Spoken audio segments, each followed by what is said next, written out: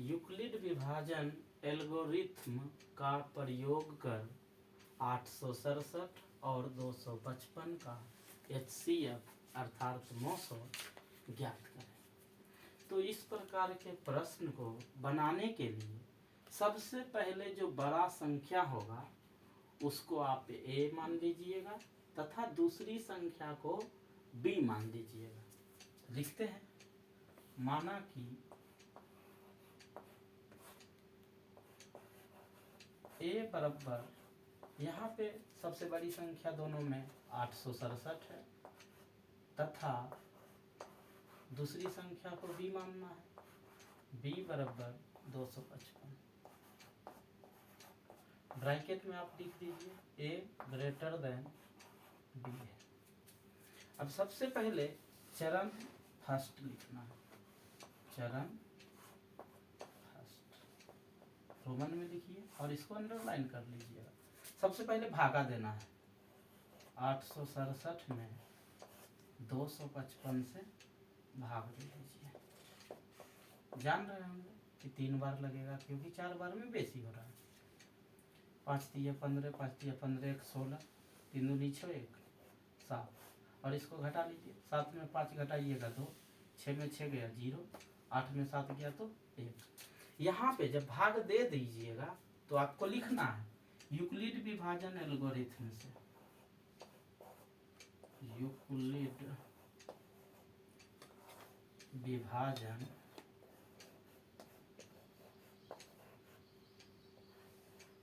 प्रमेयिका से।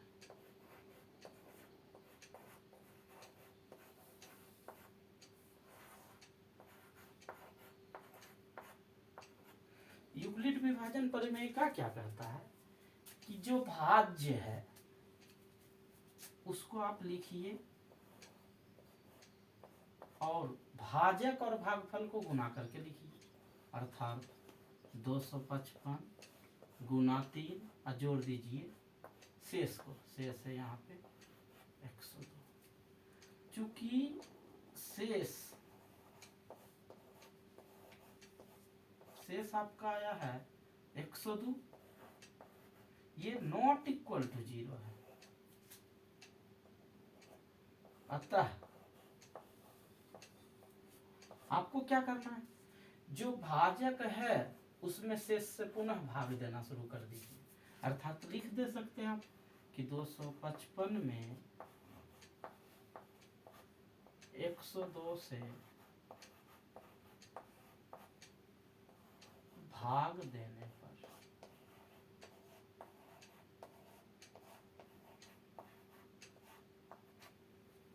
जैसे इतना लिख दीजिएगा तो ये चरण जो है ना बढ़ जाएगा। बढ़ जाएगा मतलब ये अब हो जाएगा चरण 2। सेम प्रक्रिया अपनाना है, यानी 255 में इस बार भागा देंगे कितना से, तो 102 से। देख रहे होंगे 3 बार में ज्यादा हो रहा है तो 2 बार लगाइए। 2 दूनी 4, ये 0 होगा, ये 2 होगा। घटा लीजिएगा, घटाइएगा तो 5 में 4 गया तो 1, 5 में 0 गया तो 5, 2 में 2 गया तो कुछ नहीं। फिर यही काम कीजिएगा, लिखिएगा यूक्लिड विभाजन प्रमेयिका से।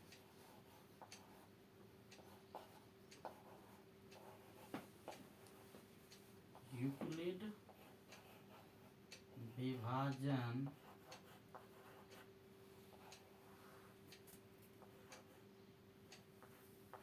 प्रमेयिका से।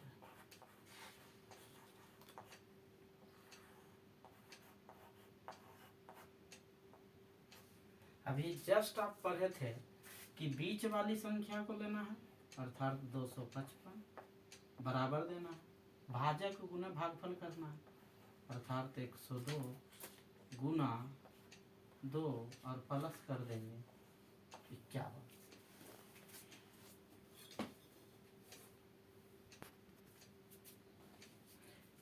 फिर लिखेंगे चूंकि शेष, इस बार देखिए शेष कितना आया था, शेष आया है 51 नॉट इक्वल टू 0। अतः अब फिर से भाजक कितना था 102 लिखेंगे। 102 में कितना से भाग दे दीजिएगा शेष से 51 से भाग देने पर जब इतना लिख दीजिएगा तो आपको पता है कि चरण अब 2 से क्या हो जाएगा चरण 3 हो जाएगा। और इसको अंडरलाइन कर लीजिएगा। फिर से भागा दे दीजिए। 102 में 51 से भागा देना है। आपको पता है कि 2 बार में पूरा पूरा ये विभाजित हो जाएगा। घटा लीजिए। 2 में 2 गया कटकुट कटकुट, ये भी कटकुट। तो यहाँ पे अब आप लिखिएगा फिर से क्या लिखिएगा यूक्लिड विभाजन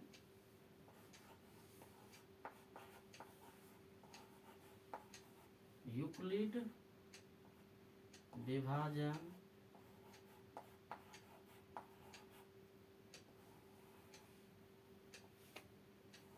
प्रमेयिका से।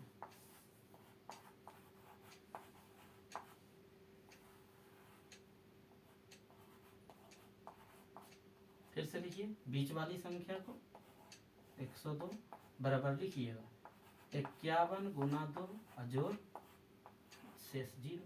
अब लिखिएगा क्या चूंकि यहाँ देख रहे होंगे शेष बराबर 0। जब शेष 0 आ जाएगा तो लिख दीजिएगा अतः अब आगे नहीं बढ़ेंगे। अतः अब आगे नहीं बढ़ेंगे नहीं बढ़ेंगे।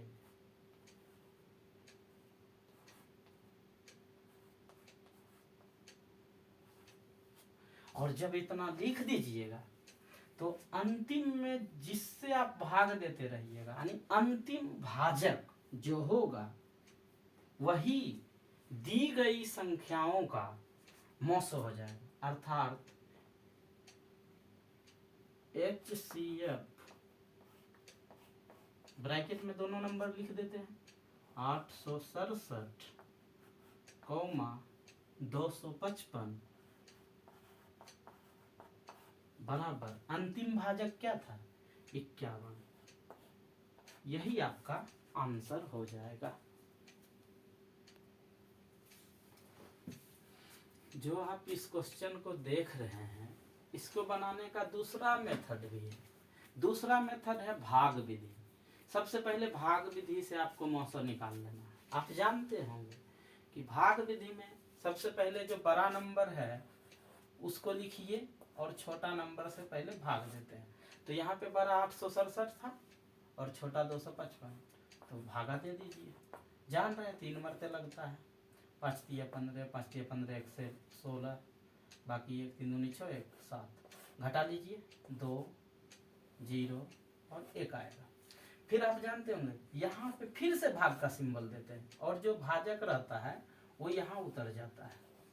यहाँ पर आप देख रहे होंगे फिर 2 बार लगेगा 2 दूनी 4 0 2। फिर घटा लीजिए 1 5, ये कट। फिर यहाँ भाग का चिन्ह दीजिए और भाजक यहाँ पे 102 है, ये आ जाएगा 102 यहाँ पे। ये जान रहे हैं 2 मरते में पूरा पूरा लग जाएगा। इतना करने के बाद आप लिख दीजिएगा यूक्लिड विभाजन प्रमेयिका से। यूक्लिड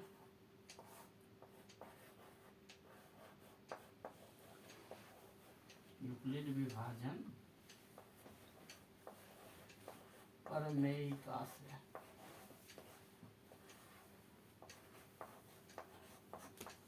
सेम उसी तरह से लिखना है। चरण फर्स्ट यहाँ पे आप देखिए ये पहला जो आप देख रहे हैं ये पूरा, ये पहला चरण, ये दूसरा चरण, ये तीसरा चरण।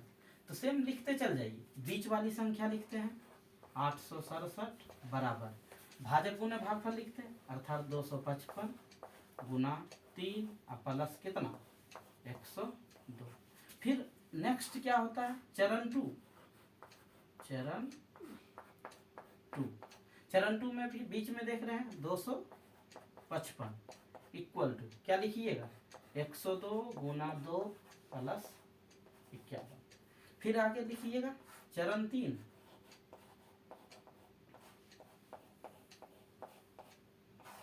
चरण 3 में भी बीच वाली संख्या लिखिए 102 बराबर 51 गुना 2 प्लस 0। चूंकि शेष 0 आ गया है यहीं पे आपका खत्म हो गया चरण, और लिख दीजिएगा अतः HCF ऑफ 867,255 इक्वल टू अंतिम भाजक जिससे भाग दे रहे थे, अंतिम भाजक क्या है 51। इस तरह से भी आप जल्दी में इसको बना सकते हैं। हो गए। यदि HCF ऑफ 96,404 बराबर 4 है तो LCM 96,404 का मान ज्ञात करें। तो आपको सबसे पहले फॉर्मूला याद होना चाहिए कि अगर HCF ये पहली संख्या है और ये दूसरी संख्या, दो संख्या का HCF दिया है और LCM पूछे तो आप डायरेक्ट लिखिएगा LCM ऑफ 96,404 इक्वल टू, आपको पता होना चाहिए LCM अगर पूछेगा ना तो सबसे पहले नंबर का गुना ऊपर में लिखिएगा, यानी पहली संख्या गुना दूसरी संख्या होता है। यहाँ पे मान रख देते हैं 96 गुने 404 बटा, ये LCM है, बटा में आ जाएगा HCF ऑफ 96,404 96 और 404 और यहाँ पे मान बैठा दीजिएगा कि ये 96 गुना 404 बटा ये इसका मान दिया है HCF ऑफ 96,404 का मान है 4, यहाँ रख दीजिए 4। और आप देख रहे होंगे साफ से ये कट रहा है, 4 से काटिए ये कट जाएगा 101 बार में। और ये आपको ये यहाँ पे ध्यान रखना, अब ये 101 गुना 96 करना है तो इसका डायरेक्ट ट्रिक क्या है कि अगर 101 अगर इस टाइप का गुना रहे ना तो इसमें जितना एक रहेगा जो दिया गया नंबर होगा ना उसको उतना टाइम लिख देना, अर्थात इसका मान आ जाएगा 96। यही आपका आंसर हो जाएगा। लेकिन अगर आपसे पूछता कि HCF ऑफ यानी दूसरा नंबर दे देता तो आपको क्या करना था कि दोनों को गुना करते लेकिन बटा में आपका LCM ऑफ दोनों नंबर का मान रख देते, तब जाके आपका ऐसा क्वेश्चन हल हो जाता। यदि LCM 96,404 का मान 96 है तो HCF 96,404 का मान ज्ञात करें। तो आपको अभी जस्ट बताए थे कि HCF ऑफ 96,404 हमको दो संख्या का मौसम निकालना है और आपको पता है यहाँ पे पहली संख्या 96 है, दूसरी संख्या 404 है। तो आपको फॉर्मूला याद होना चाहिए कि दो संख्याओं का मौसम बराबर पहली संख्या गुना दूसरी संख्या। तो यहाँ पहली संख्या का मान है 96 गुना 404 बटा, अब देखिए आपको बटा में क्या करना, अगर HCF पूछेगा ना तो नीचे आपको LCM दोनों संख्या का लिख देना है, ब्रैकेट में लिख देते हैं 96 404। अब यहाँ पे एक मान आपका दिया रहेगा, देखिए 96 गुना 404 बटा ये आपका दिया है, कितना वैल्यू दिया है इसका 96। आपको साफ दिख रहा होगा कि ये 96 से साफ कट जाएगा 101 और ये भी पूरा कट जाएगा, आपको पता है 4 बार में पूरा कैंसिल हो जाएगा और इसका मान आ जाएगा 4। आंसर सिद्ध करें कि √2 एक अपरिमेय संख्या है। इस प्रकार के सवाल को बनाने के लिए ना सबसे पहले आपको क्या करना है, उल्टा मान लेना है। उल्टा मानने का मतलब लिखते हैं, यदि संभव हो तो, यदि संभव हो तो, संभव हो तो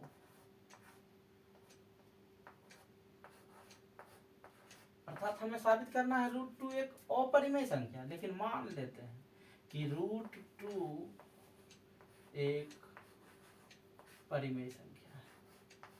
एक क्या है? परिमेय संख्या है।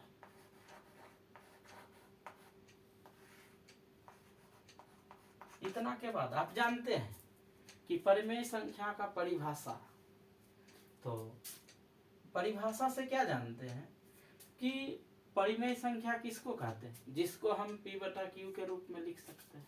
अर्थात आप यहाँ लिख सकते हैं कि √2 बराबर क्या, p/q।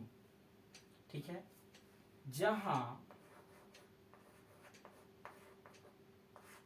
p और q पूर्णांक है, p और q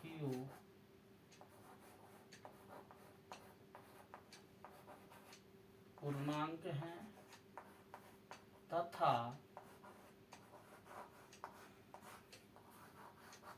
q not equal to 0। अब क्या करना है, यहाँ देख रहे हैं कि √2 के नहीं कुछ तो बटा में 1 है। अब क्या करिए, दोनों साइड वर्ग कर दीजिए, दोनों तरफ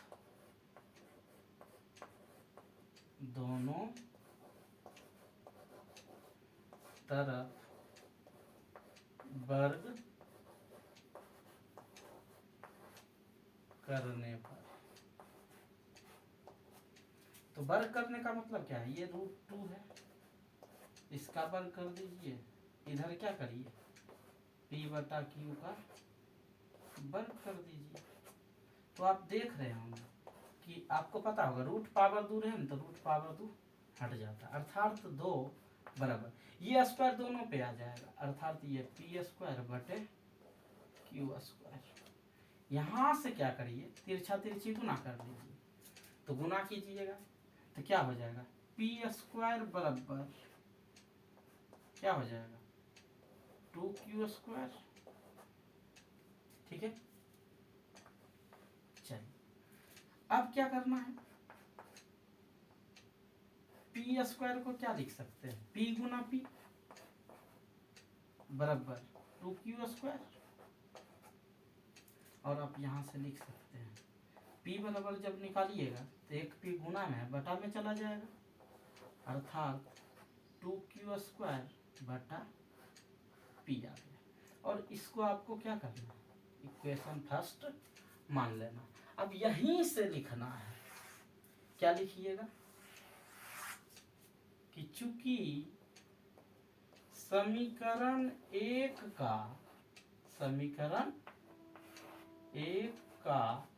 LHS, ये आप देख रहे लीजिए P है, और P क्या मान है, P और Q पूर्णांक है, तो LHS एक पूर्णांक है,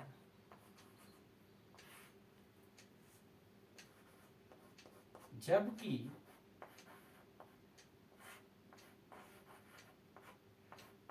RHS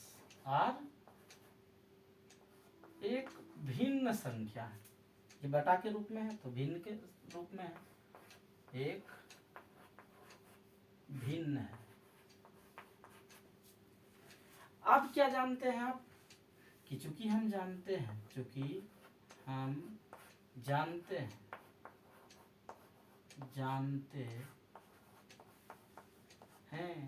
कि पूर्णांक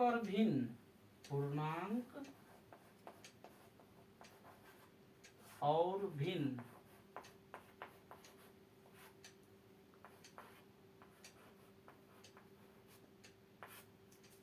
कभी भी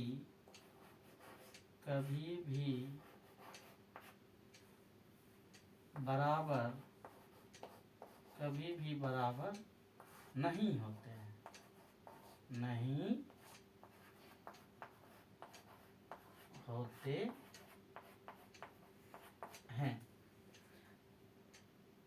इसीलिए हमारा मानना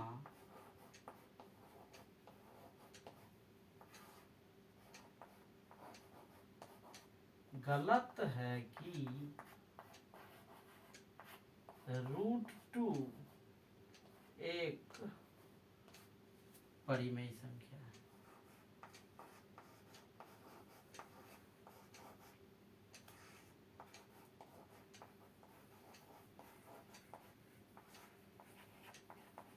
अर्थात जब ये √2 एक परिमेय संख्या नहीं है, अतः आप लिख सकते हैं कि √2 एक अपरिमेय संख्या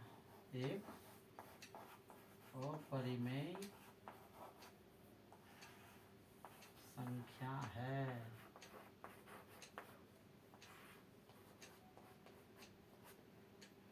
यही हो गया आपका साबित। आप प्रूफ लिख दीजिए।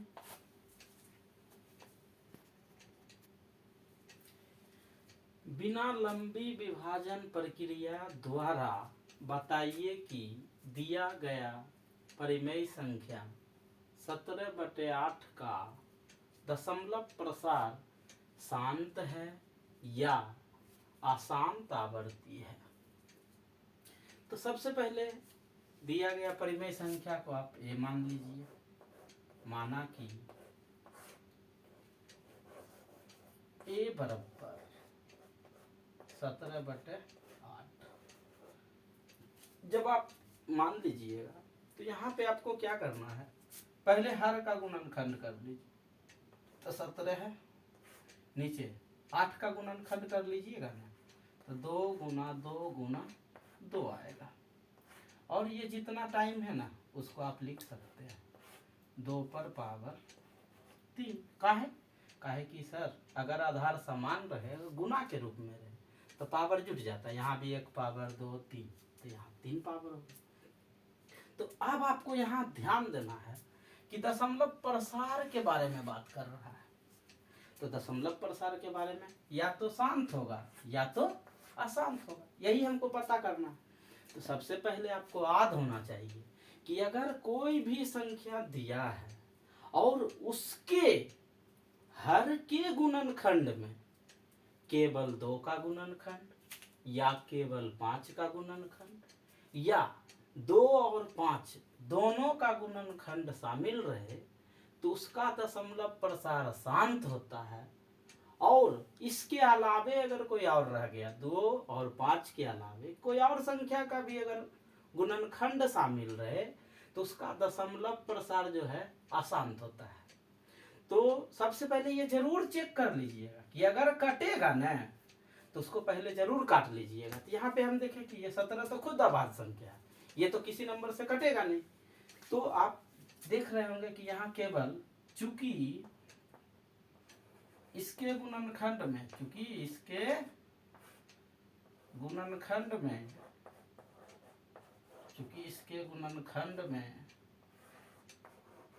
केवल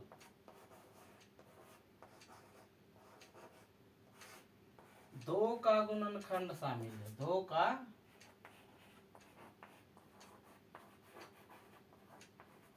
गुणनखंड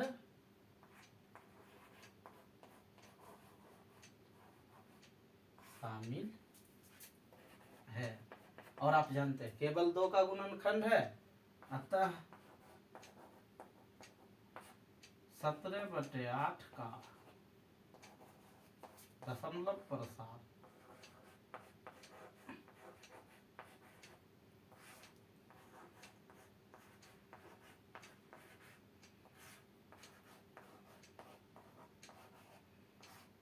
शांत है। यही आपका बन गया।